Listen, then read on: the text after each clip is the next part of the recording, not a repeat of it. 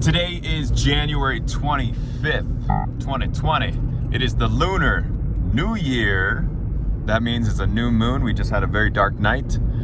Today I am going to show you guys the Hermit Boucher Loop. And we are going to day hike it. Backpackers might do this in 3 to 4 days. I got nothing to prove other than I do not like having a big heavy pack on my back.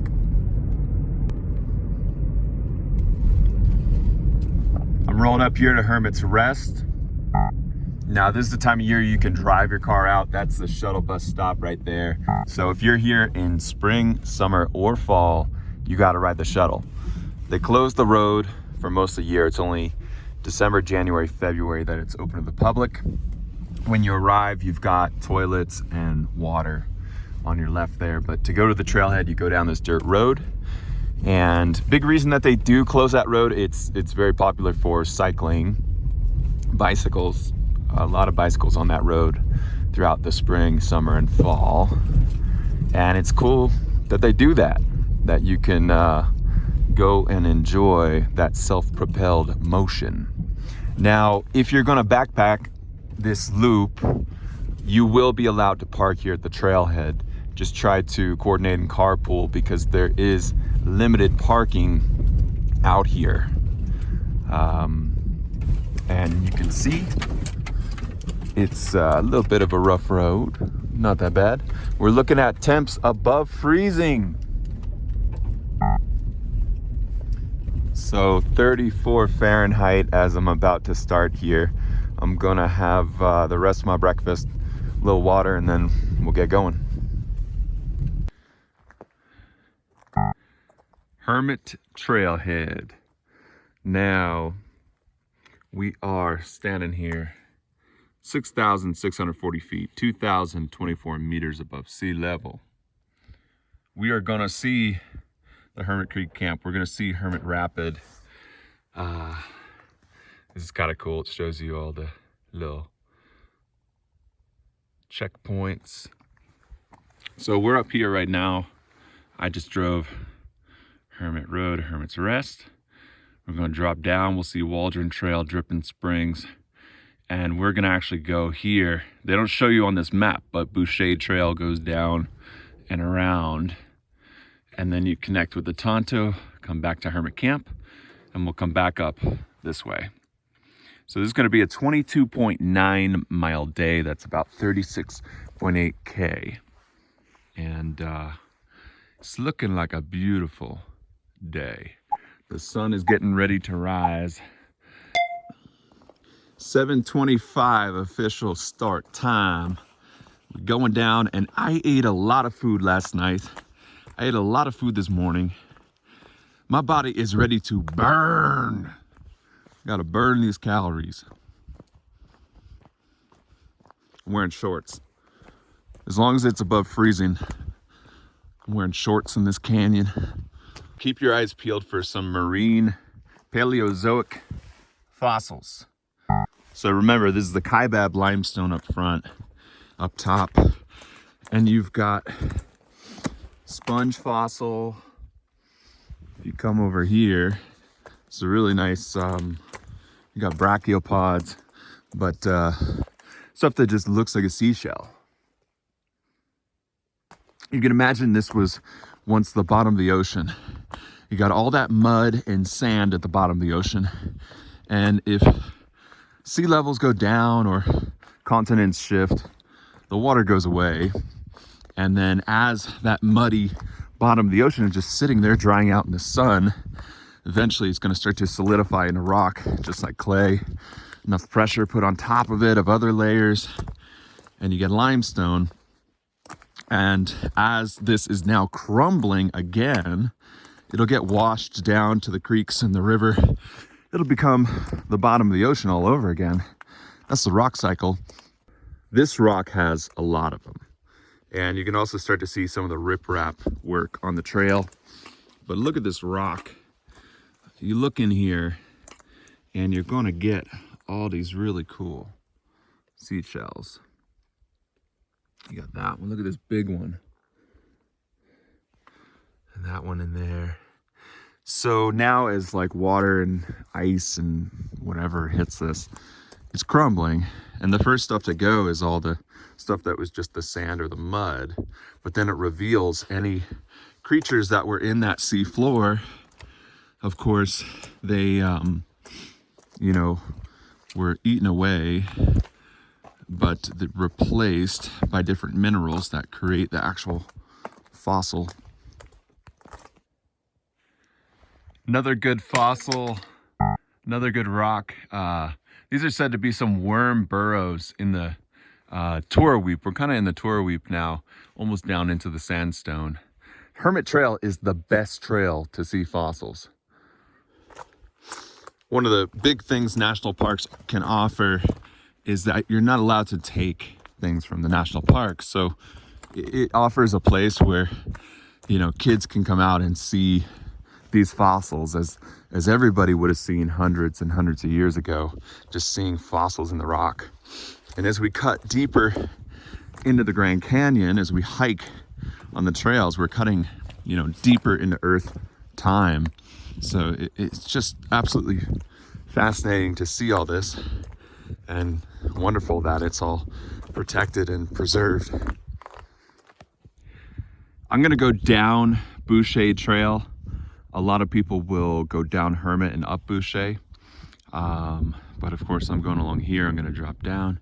If you went to Dripping Springs is right in there. And originally there was a road up top that people would take.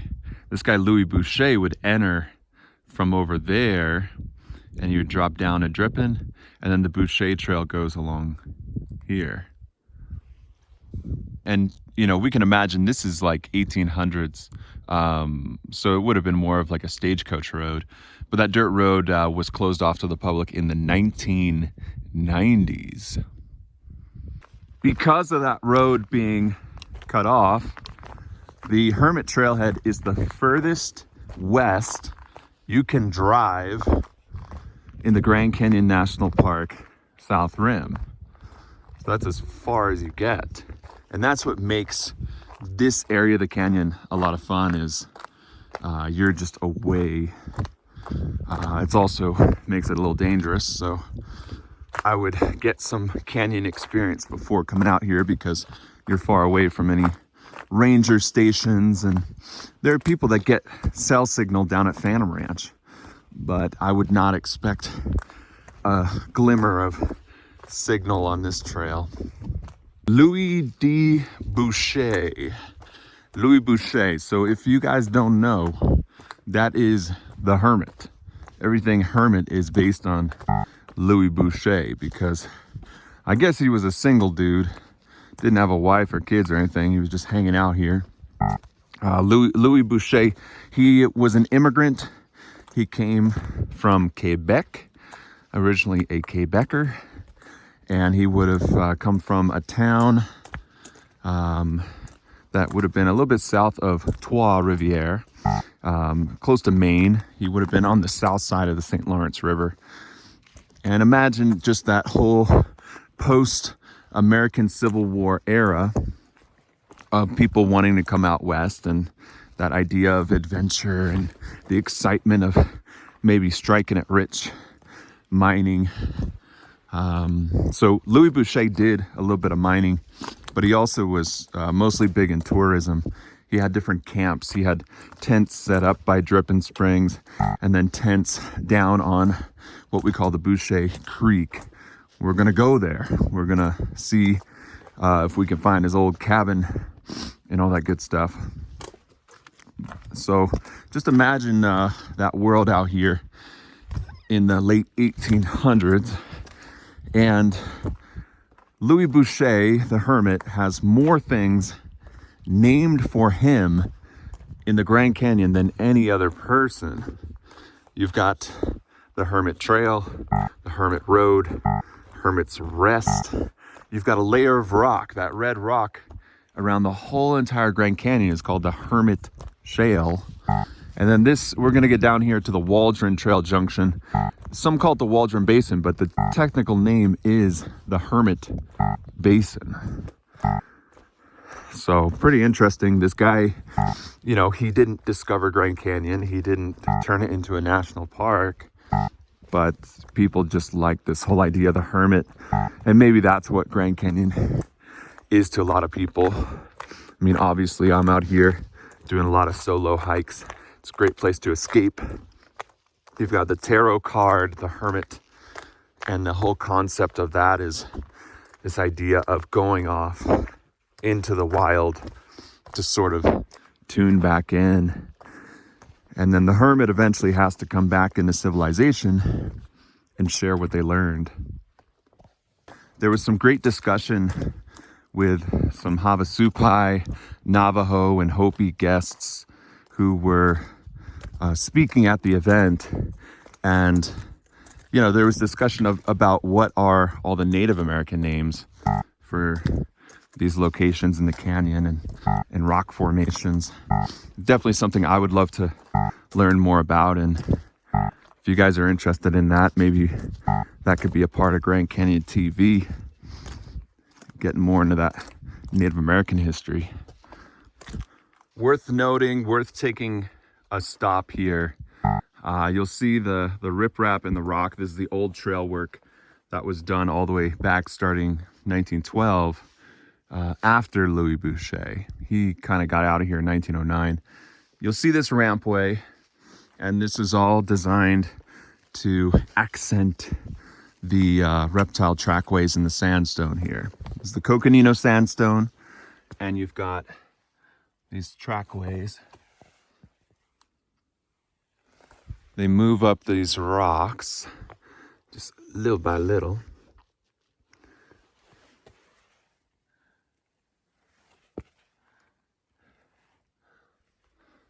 Remember, everything in Grand Canyon predates dinosaurs. No dinosaur fossils were ever found here in the Grand Canyon. So where the sun is kissing the top there, that's the Kaibab limestone, a time of ocean. That is the big oceans before dinosaurs. We're now down here in the Hermit Basin, the junction here to the Waldron Trail. And I just love the feeling when you get down here, especially on a day like today. There's zero wind, haven't seen a single person, and you're just like in this bowl from Dripping Springs all the way over to here. It's like this little bowl inside of the Grand Canyon. It's very comforting. There's a big piece of metal right there, right in the middle of the frame. So, you know, these are different things, evidence of the old prospectors and settlers here. There's also a spring, I believe it's up that way. It's called Sweetheart Spring, which is very, not very well known, but you would find some pipes and some old concrete around that spring. Oh yes, and the time now 8:07. So we are trucking along here. Dripping Springs Junction right here. So to go down Hermit, you make a right. And to go to Dripping Springs or Boucher Trail, we gonna make a left and head up this way. Time now 8:13, so not even an hour in, and you can hit that junction and be on your way. I stepped on this rock. You can see that is from my foot, and it's covered in a very, very thin layer of ice. And I ended up grabbing onto this with my fingers because you can see that is that's a fatal fall right there. So a little bit of excitement get me woken up here. I took my crampons or my micro spikes off a while back because the snow disappeared, but now as we get closer to Dripping Springs, the air is just a little cooler, so there is some ice and snow. Coming up are some fossils that I found on my own years ago, right there. And These trackways are some of the most interesting fossils I've ever seen in my life. Well, I posted it online, and you can still see the original post if you go onto my Pinocchio Foot Instagram. You'll find that post, and I shared it on different Grand Canyon pages. I asked people if they knew about the fossils or knew anything about them. Nobody knew anything. Nobody had seen them. People were fascinated. And then just last year, an article comes out, and the article says, newly discovered fossils in the Grand Canyon. You know, I'll link the article, but I was like, what? I found those. And that's just my ego talking. You know, you can't have a big ego at Grand Canyon. This place will always humble you, but yeah, so it's I want to show you guys. We'll go up there.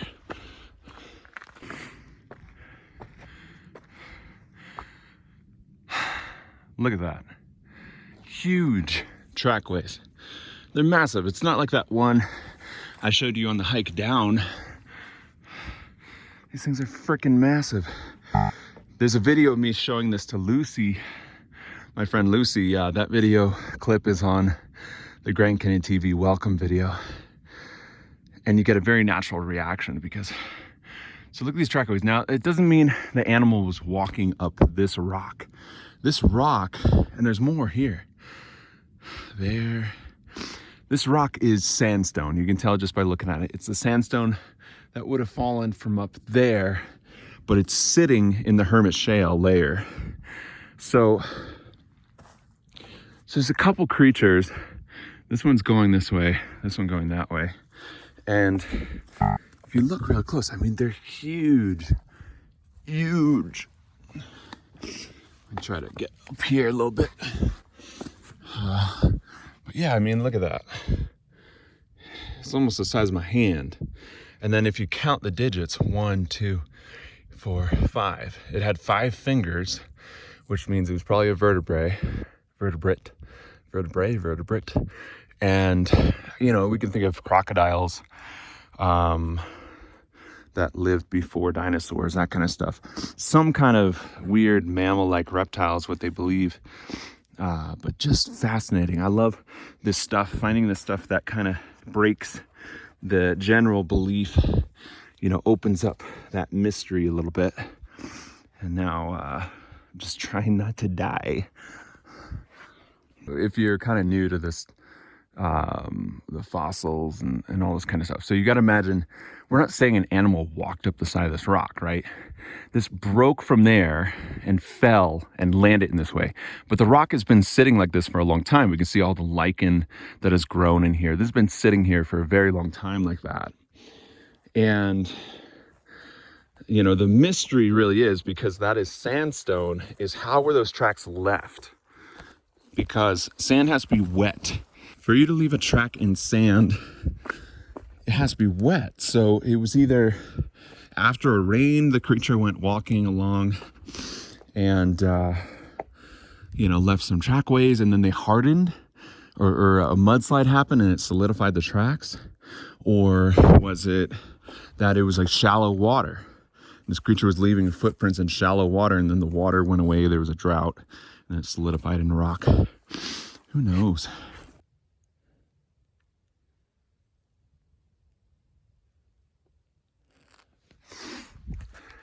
Look at the crystallization and the frost here. Dr. Emoto would go crazy for that. 2.9 miles, 4.7K into the hike, and you will reach the Dripping Springs Boucher Junction. So just a little further up would be the Dripping Springs, which makes for a great day hike. We can imagine Boucher Trail would have originally started up there, come past Dripping, and just curled around here. And then starting 1912, they developed this section that we call the Hermit Trail to connect over here. So Boucher is not a maintained trail. And here we are, 8:47. It's not a maintained trail, which means it's gonna be rough. It's gonna be some rock slides, and I'm gonna show you exactly why a lot of people go up this trail instead of going down this trail. This is pure magic. Might as well be a June morning out here. Nice and warm. I love seeing the soil, like you can see the footprints, but then you see the soil completely untouched. I love that. Look at that. That is a seashell. Kaibab limestone laying here in the Hermit from all the way up there. Got crunched down like Tetris or something, just.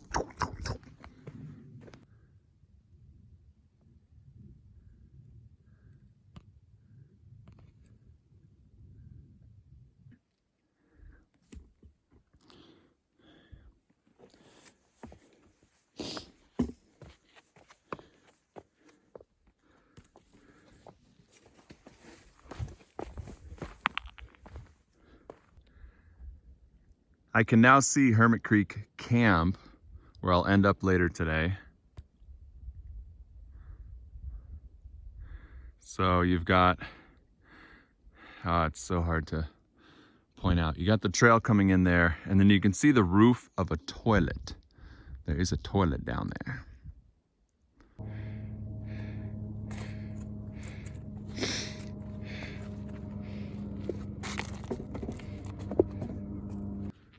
Some deer here.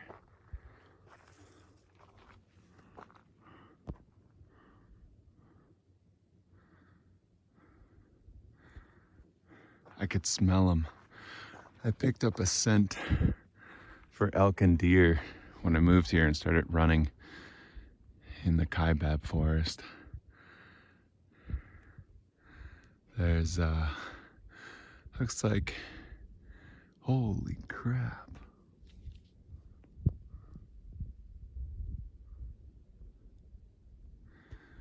All right, 1, 2, 3, 4, 5.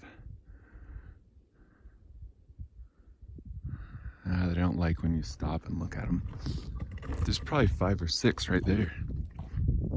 This is called Columbus Point, and you can see a whole lot from here. We haven't dropped. We really haven't dropped in elevation, but you can see the Hermit Trail across the way over there. You can see Vishnu Temple, Wotan's Throne.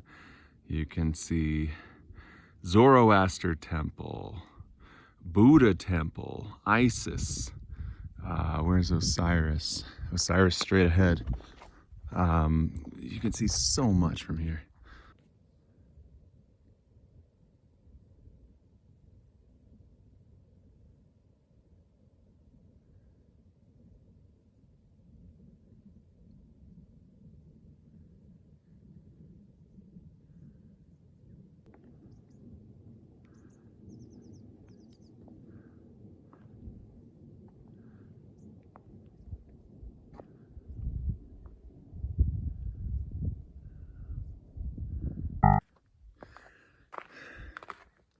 An hour 50. I'm leaving Columbus Point. I spent a little time there. It's pretty cool. And our next landmark is White's Butte over there.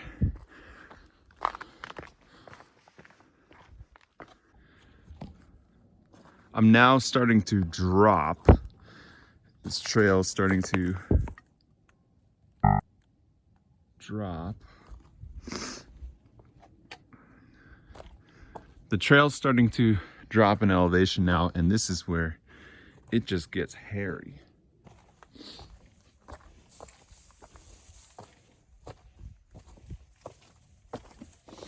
You can see why most people prefer to go up it, because then you're using your hands and your feet. Going down with a heavy pack would not be good.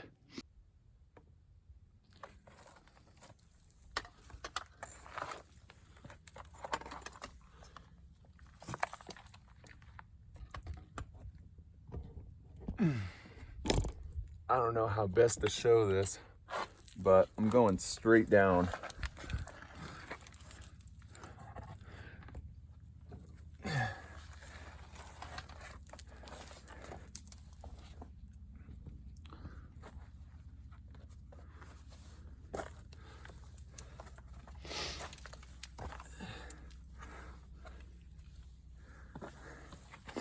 And at this point, a lot of people are like, is this the right trail? Yes, that's a Karen. That was a pretty gnarly section of the hike. You come down somewhere around here and you're just cutting down these cliffs. I'm now having a break with this sort of more evened out part of the trail. And that's rough. A reminder, if you're backpacking with a huge pack, go down Hermit and then come up Boucher. I'm doing it clockwise because in these long day hikes, you never know, you might end up coming out in the dark. And even with a headlamp, it would be very easy to get lost on Boucher Trail. Hermit, I know very, very well. So I'll be going up that tonight. Am I tripping, or does that rock look like an animal?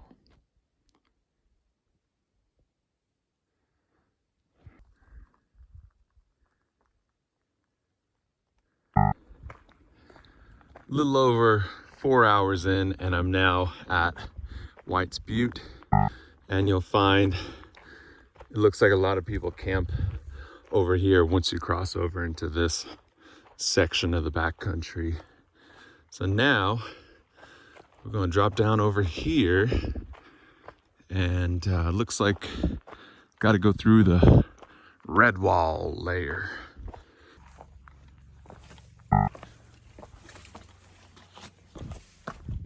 This is the trail, by the way. You're just coming straight through the red wall.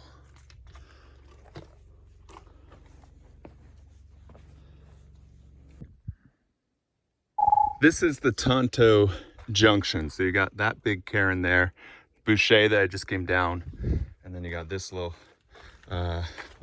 looking cairn right there. And then so Tonto will go that way.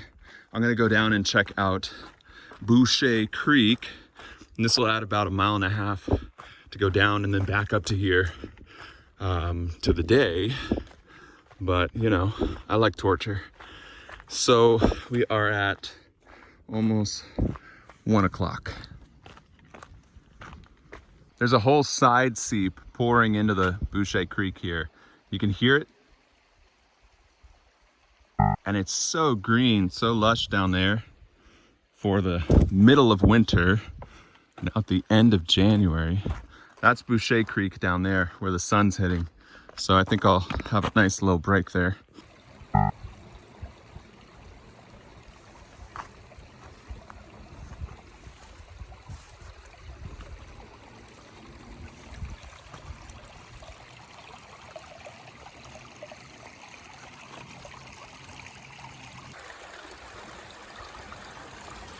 The water in the creeks of the Grand Canyon, I gotta imagine, is some of the most mineral rich water in the world.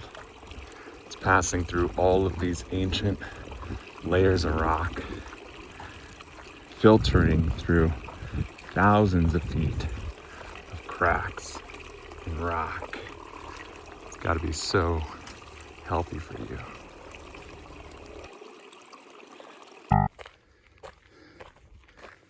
Seven-hour mark. I'm back on the Tonto, headed east. Next stop is Travertine Canyon. Probably gonna be pumping up the top of Hermit in the dark. My body feels good. Just a really long day hike.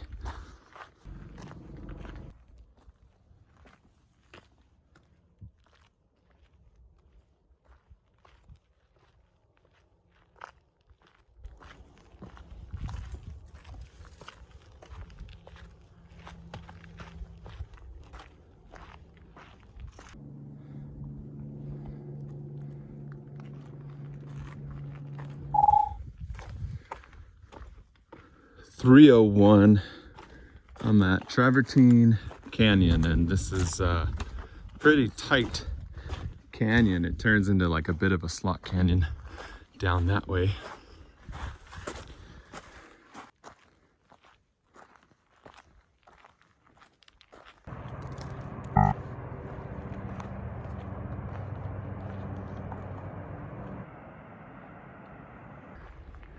Looking down on Hermit Creek. Just gotta get down there.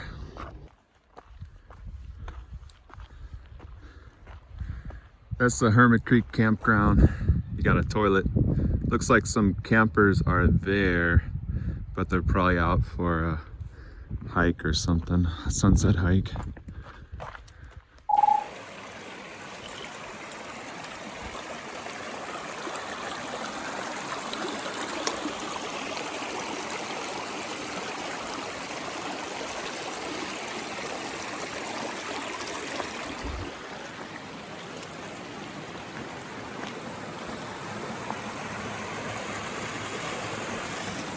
Hermit Creek is flowing.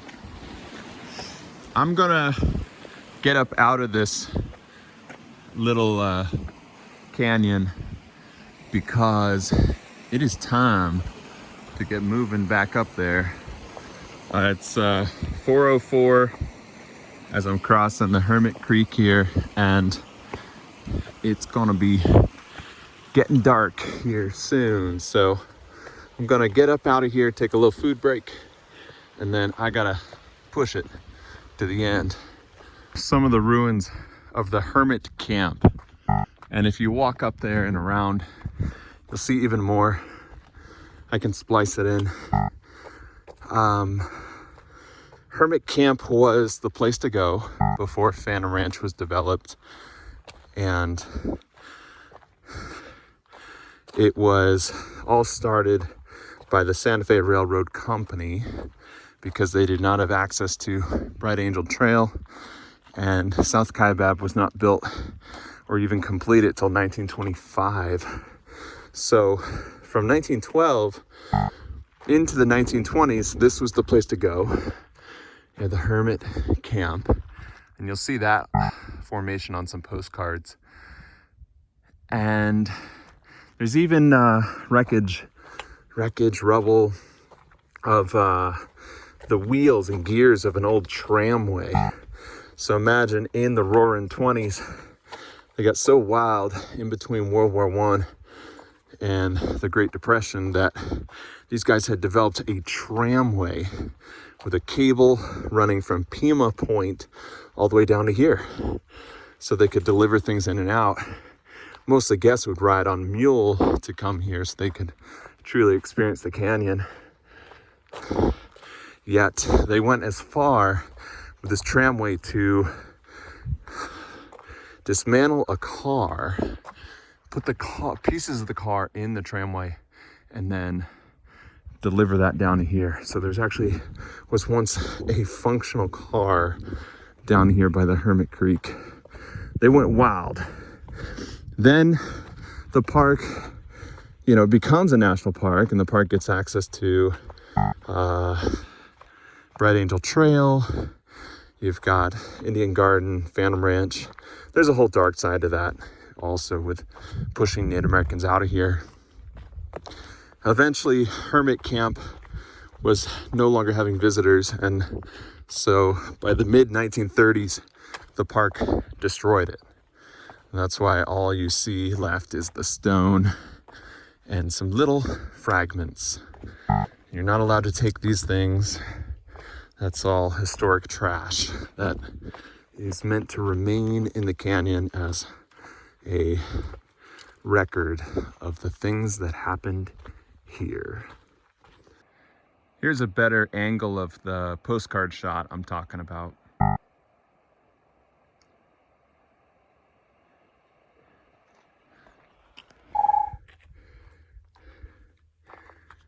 Here I am at the Hermit and Tonto Junction.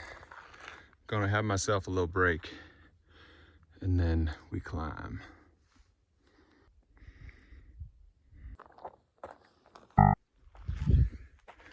444. Let's go. Away we go up the Cathedral Stairs. It's getting darker, but the sun has not set yet.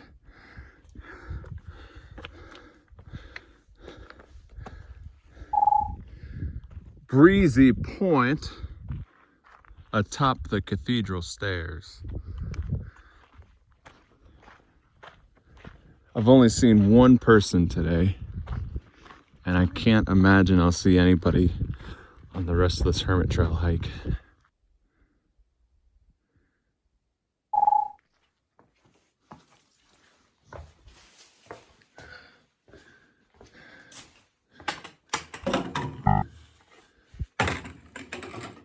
.641. So I'm at Santa Maria Spring. It's plenty dark, and I've only got 2.2 miles to go. All right, Drippin' Junction 656. I'm almost out of here. Now, big reason that I'm doing these high mileage hikes is because I really want to do a rim to rim to rim in less than 24 hours. And that's going to be over 40 miles. So I'm conditioning myself, getting my body, my mind, everything ready for intense endurance. And this hike today, I could have done a rim to rim in less time than this hike today. It's a pretty crazy hike.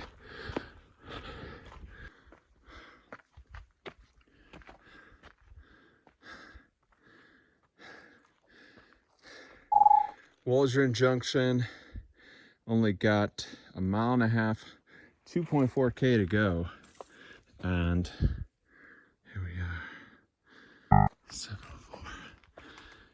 Orion is high above me, and the stars are extremely crisp in this January night. You can't see Orion, but you can see that planet over there. I don't know what planet it is. I just keep thinking about the ancient alien theories with Orion. You know, Orion has the 3 stars across the belt, and those point to the brightest star in the sky, Sirius, which is gonna be coming over the horizon soon.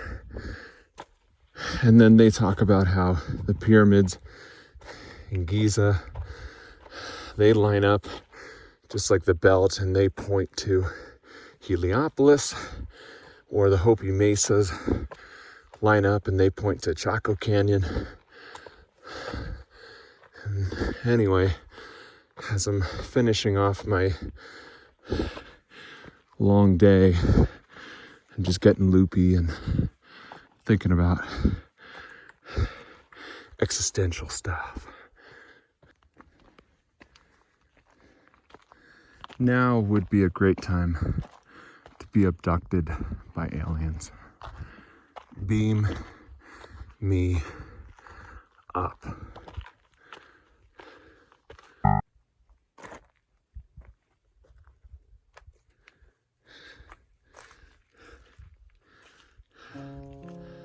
I'm out, baby. I made it.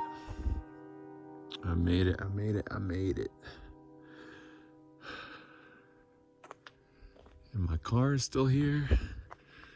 Time to go do some eating.